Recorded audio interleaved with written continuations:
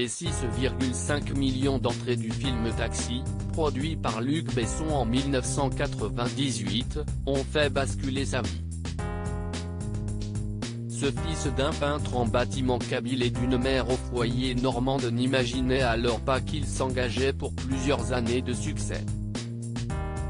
En 2000, 2003 et 2007, il est au générique de tous les épisodes de la saga. Mais en 2018, Taxi 5 se fait sans lui. D'où sa déception, qu'il exprime alors sur les réseaux sociaux.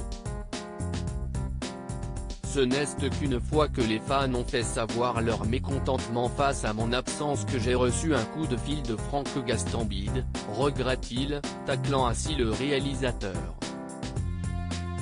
Mais à qui la faute si personne à l'époque ne lui donne de rôle? En 2011, le voilà condamné à 16 mois de prison ferme pour l'agression au couteau d'un ami de son ex-conjointe.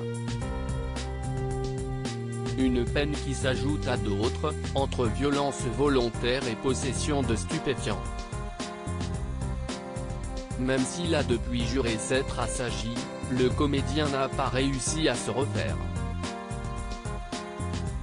Un acteur en quête d'un second souffle comme elles sont loin, les années 2000, celles du Petit Pousset d'Olivier Dahan, de Nid de Guêpe de Florent Emilio Siri, de La Mentale de Manuel Boursignac et d'Indigène de Rachid Bouchareb, qui lui a valu, ainsi qu'à ses partenaires, le prix d'interprétation masculine au Festival de Cannes 2006.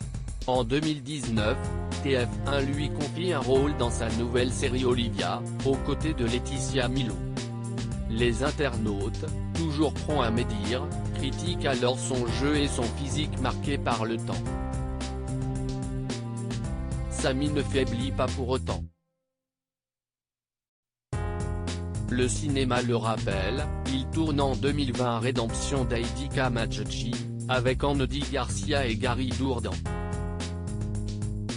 Pas de chance, à cause du contexte sanitaire, le film n'est pas sorti en salle et est uniquement disponible en VOD, subissant au passage une campagne de dénigrement en Algérie en raison de son intrigue, une archéologue américaine enlevée par un groupe terroriste algérien.